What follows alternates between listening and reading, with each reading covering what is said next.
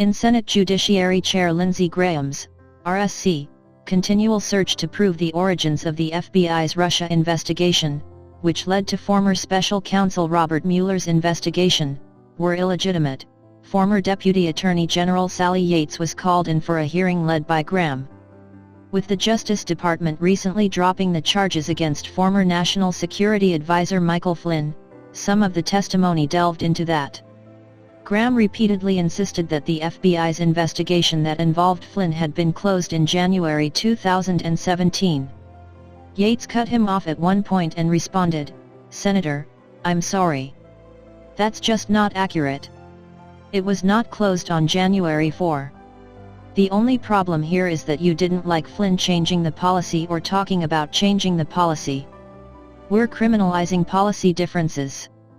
That's why Flynn got prosecuted, because they hated his guys," charged Graham.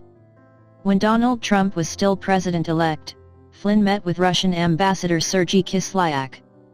Evidence uncovered in the Mueller investigation showed that Flynn and the ambassador were discussing the sanctions that then-President Barack Obama had issued for Russia. Yates testified that the FBI intercepted information that Flynn intended to neuter the sanctions. Flynn was charged with lying to the FBI and Mike Pence about his contact with the ambassador, was fired a few weeks after becoming the National Security Advisor, and took a plea deal in December 2017 with Mueller's prosecutors. This year he asked to recall his plea, which led to the DOJ dropping charges. When she was asked about the decision of the DOJ to drop the charges against Flynn, she referred to the situation as highly irregular. Obviously feeling the heat, Trump tweeted that the former Deputy Attorney General has zero credibility. She was a part of the greatest political crime of the century, and Obama-Biden knew everything. Sally Yates leaked the General Flynn conversation? Ask her under oath. Republicans should start playing the Democrats' game. Senator John Kennedy, R-Law, moved on to the investigation into Trump's cooperation with Russia, asking if Trump violated the law by his actions. Yates replied Mueller had found there was insufficient evidence of a criminal conspiracy. She also noted she hadn't been a part of the Mueller investigation and shouldn't offer any more opinions. Kennedy moved to ask Yates if she just couldn't bring yourself to say that he didn't violate the law. She responded, "Senator, you're putting words in my mouth." She further told him that she didn't respect the manner in which Trump has carried out the presidency. Kennedy asked, "You despise Donald Trump, don't you?" The GOP is putting stock in a January 2017 meeting at the White House, suggesting Obama and former Vice President Joe Biden were trying to influence the FBI investigation. Then FBI Director James Comey and Obama discussed sharing information related to Russia with Flynn. Yates was able to disassemble the theory that Obama or Biden were trying to direct the investigation of Flynn.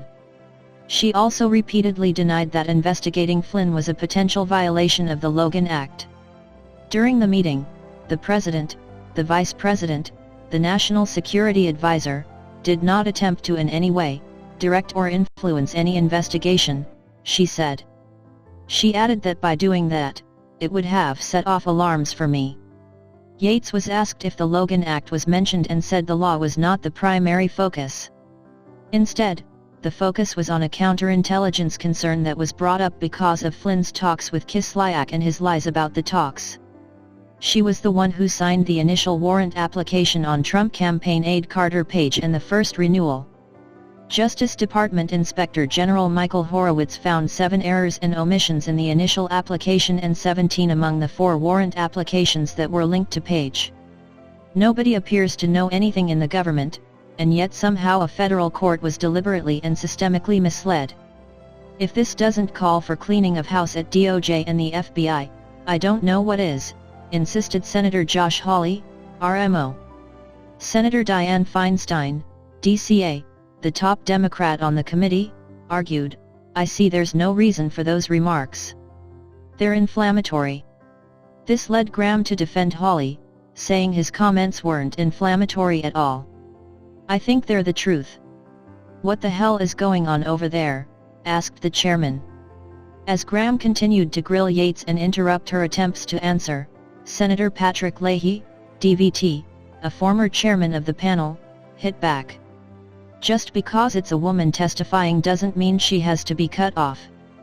Thanks a lot, Senator Leahy. I really appreciate that, Graham deadpanned. You're very constructive.